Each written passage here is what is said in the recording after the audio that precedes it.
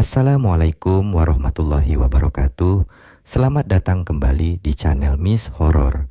Pada video ini saya akan menceritakan sebuah cerita pengalaman mistis yang ditulis oleh akun Twitter @cerita pengalaman mistis yang berjudul Ditindih Pocong. Oke, sebelum masuk ke ceritanya, jangan lupa subscribe, like, komen, dan share channel ini. Dan jangan lupa nyalakan lonceng notifikasinya agar tidak ketinggalan cerita-cerita menarik lainnya. Langsung aja masuk ke ceritanya. Cerita ini berdasarkan pengalaman pribadiku di waktu kecil. Bagiku, cerita ini terbilang luar biasa dikarenakan sampai hari ini aku masih ingat betul kronologi kejadiannya. Sebut saja aku Ujang. Pengalaman ini terjadi sekitar tahun 2000. Di waktu itu aku masih belum sekolah. Di tahun itu aku tinggal bersama nenek, ibu dari ayah, dan omku yang waktu itu masih SD atau SMP kelas 1. Aku tidak terlalu ingat pastinya. Perlu diketahui bahwa sejak kecil aku jarang sekali tinggal bersama kedua orang tuaku. Alasannya mungkin karena bapak sibuk kerja dan ibu sibuk urus kedua adikku. Kebetulan di tahun itu aku baru punya 2 adik. Adikku yang pertama hanya berjarak 2 tahun dariku.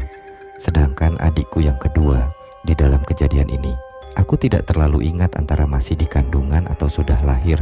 Yang jelas waktu itu aku sudah mulai tinggal bersama nenekku. Jarak dari rumah orang tuaku dengan rumah nenek tidak begitu jauh. Hanya dipisahkan jalan. Bisa dibilang berseberangan. Kami tinggal tepat di pertigaan. Rumah ayah ibu berada di sisi sebelah kiri dan menghadap ke barat, tepat menghadap rumah nenek yang aku tinggali di seberang jalan. Dan posisi rumah nenek berada di sisi sebelah kanan, jalan menghadap ke selatan. Jadi persimpangan jalan berada tepat di pojok kiri masing-masing rumah. Untuk denahnya, tepat di pojok kiri rumah orang tuaku, atau di samping kiri pertigaan tepat. Sebelum berbelokkan ke kiri, ada sebuah pohon mangga besar yang menyimpan satu cerita seram yang akan aku bahas lain waktu. Sedangkan rumah nenek yang aku tinggali itu berseberangan dengan kebun bambu yang di dalam mimpiku ada kuburan di dalamnya. Di pinggir jalan samping kebun bambu tersebut terdapat satu rumah tetanggaku. Rumah yang berada di ujung jalan, tepat menghadap ke jalan. Orang-orang biasa menyebutnya rumah tusuk sate. Rumah nenek yang aku tinggali waktu itu berdempetan dengan warung di sebelah baratnya. Sebut saja warung Mak Karsih. Rumah nenek dan rumah Mak Karsih hanya dipisahkan talang air, jadi bisa dibilang cukup dekat. Suami Mak Karsih memelihara seekor anjing yang apabila siang, anjing itu ikut ke kebun dan pulang ketika sore. Jadi malam hari selepas gerbang ditutup, rumah Mak Karsih dan rumah nenek terbilang cukup waspada karena ada seekor anjing yang berada di ujung balandongan. Singkat cerita, suatu hari aku mengalami sakit demam.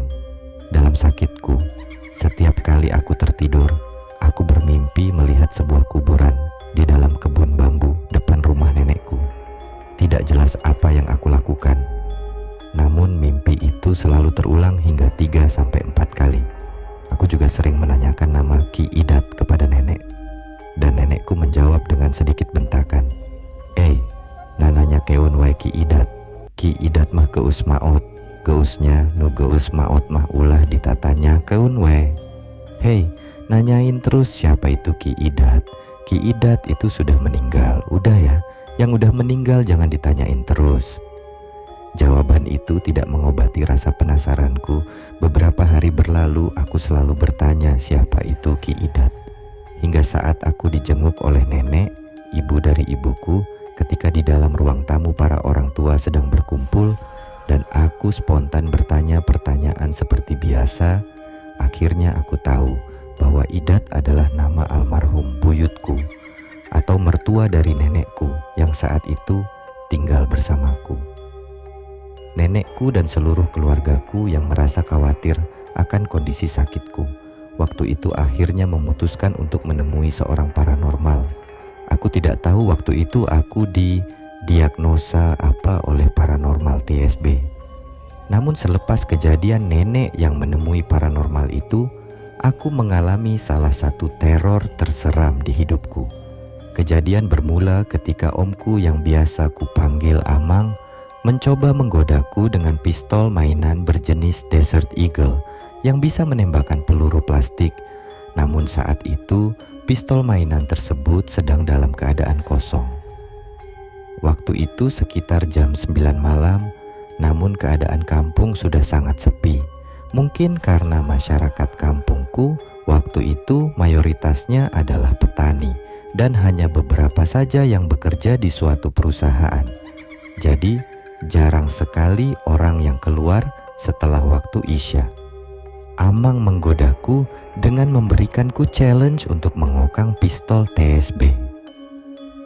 Aku masih ingat saat susahnya mengokang pistol mainan tersebut, mengingat saat itu aku baru berusia 5 tahunan. Posisi kami waktu itu adalah di sofa depan yang tepat membelakangi kaca jendela besar yang tepat menghadap ke jalan baru. Setelah jalan, terlihatlah kebun seberang. Di situ juga ada nenekku yang juga sedang duduk bersama di sofa. Rumah nenek itu menyamping 3 petak dan pintu masuk yang tepat menuju ruang tamu yang terdapat sofa yang kami duduki. Saat itu berada di bagian tengah rumah. Setelah masuk ke ruang tamu, tepat sebelah kiri pintu masuk adalah pintu kamarku, rumah nenekku. Saat itu adalah type rumah balandongan. Rumah yang di bagian depannya terdapat bangunan menyerupai tenda hajatan, namun beratapkan genteng tanah dengan tiang kayu. Jika ada tamu, biasanya mereka memarkirkan kendaraannya di dalam balandongan. Sangat lumrah pada waktu itu. "Hese, susah kataku sambil menyerahkan kembali pistol mainan tersebut. Amang yang berdiri dan tepat di depan pintu masuk hanya tertawa sambil menerima kembali pistol mainannya. Tak lama setelah aku memberikan kembali pistol mainan itu, aku menengok ke depan rumah. Tidak ada apa-apa di balandongan. Hanya ada bola sepak di ujung kiri bekas aku dan adikku ketika siang. Namun ketika aku menatap jauh ke arah kebun, terlihat cahaya menyala berwarna oranye kekuning-kuningan. Nyala tersebut menyerupai korsleting listrik atau petir menyambar. Namun dalam skala kecil, nyala tersebut hanya berukuran setinggi orang dewasa saja. Dari dalam rumah, aku berteriak kaget sambil menunjuk nyala tersebut. "Dih, hurung. Dih, nyala." Amang yang lanjut memainkan pistolnya, lantas menengok ke arah yang aku tunjukkan. "Dih, enya, mi, hurung. Dih, iya, nek, nyala," kata Amang dengan kaget seolah mengkonfirmasi ucapanku. Imi adalah panggilan lumrah di kampungku untuk panggilan nenek atau emak.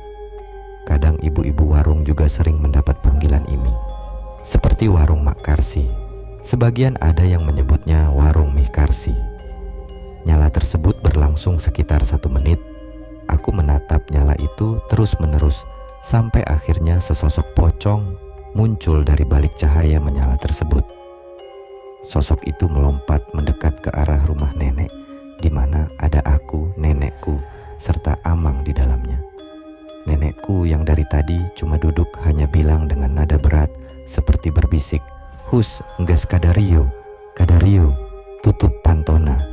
Hus, sudah pada kesini, tutup pintunya." Nenek yang duduk agak jauh dariku langsung bergeser mendekatiku yang duduk di dekat pintu. Karena waktu itu aku seperti terpaku karena heran. Nenek mendekat sekaligus memangkuku agar duduk di pangkuannya.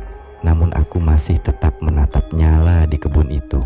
Sedangkan Amang yang tadinya berdiri tepat di dekat pintu langsung bergegas mengumpet di samping nenek. Aku sedikit mendengar nenek melafalkan ayat suci. Aku yang saat itu tidak tahu harus bagaimana hanya diam keheranan. Amang semakin mengumpat sambil bilang, "Hi." Aku terus melihat pocong tersebut. Lompatan demi lompatan pocong itu terus mendekat. Jarak dari tempat pocong itu muncul kurang lebih 200 meter. Namun hanya beberapa lompatan saja, pocong itu sudah sampai tepat di tengah jalan. Pocong itu terus melompat. Aku bahkan melihat bagaimana pocong itu melompati gerbang bambu yang biasa nenek pakai untuk menutup pintu masuk ke halaman rumahnya. Hingga tibalah pocong itu di dalam balandongan. Aku, nenek dan Amang yang semakin panik hanya duduk terdiam, seolah pasrah sampai pocong itu masuk ke rumah. Karena pintu rumah yang dari awal aku dan Amang bermain pistol, mainan selalu terbuka. Setidaknya sampai jam 10, jam ketika bapak biasanya pulang dan mampir ke rumah nenek untuk sesekali mengantarkan cemilan atau gorengan yang dia beli sepulang kerja buatku. Namun entah kenapa malam itu jangankan bapak, orang-orang pun tidak ada yang berlalu lalang sama sekali. Warung Mak Karsi yang biasanya masih buka pun hari itu malah tutup dari sore. Hanya anjing milik suaminya yang menggonggong terus-menerus. Mungkin karena anjing itu juga melihat apa yang kami lihat saat itu. Aku yang semakin tidak karuan mencoba melepaskan pelukan nenek. Aku bermaksud mengambil bantal atau guling yang tepat berada di dalam kamarku untuk aku pakai menutupi kepalaku. Saat itu nenekku berteriak, "Ujang!" Aku yang baru saja meraih gulingku di ranjang tidurku, lalu berbalik melihat sesosok pocong yang sudah tiba tepat di dalam rumah. Aku terpaku tidak bisa bergerak. Melihat pocong itu lalu berbalik ke arahku dengan muka yang tertutup kafan. Lalu dari tempat sosok itu berdiri. Sosok itu kemudian melompat ke arahku dan menindihku. Aku masih ingat bau kamper atau kapur barus yang biasa digunakan untuk orang meninggal. Tidak tercium bau bangkai seperti yang orang bicarakan pada umumnya. Dan anehnya lagi, aku tidak merasa ada hantaman benda berat ketika makhluk itu menindihku. Tepat setelah pocong itu menjatuhkan dirinya ke atasku, aku langsung tidak sadarkan diri. Aku terbangun dengan iringan ayat suci yang nenek lantunkan di samping ranjang tidurku. Nenek yang masih berpakaian mukena lengkap lantas bangun dari duduknya dan mengambil air yang dia bacakan, ayat suci, lalu mendekatiku sambil berkata, "Di Wau China Jang, diminum airnya, nak." Aku meminum air tersebut. Nenek lalu menyingkap kaos yang kukenakan, lalu mengoleskan seperti dedaunan yang ditumbuk bersama bawang putih di punggungku. Aku bisa tahu ada campuran bawang putih karena tercium dari aromanya. Sambil punggungku dioles, aku bertanya, "Pocong naka mana?" "Pocongnya kemana?" Nenek lalu berkata, "Pocong natos digebah kunku Abah. Pocongnya sudah diusir sama Abah." Kata nenek, Abah yang waktu itu berprofesi sebagai pedagang ikan di kota dan pulang 3 hari sekali.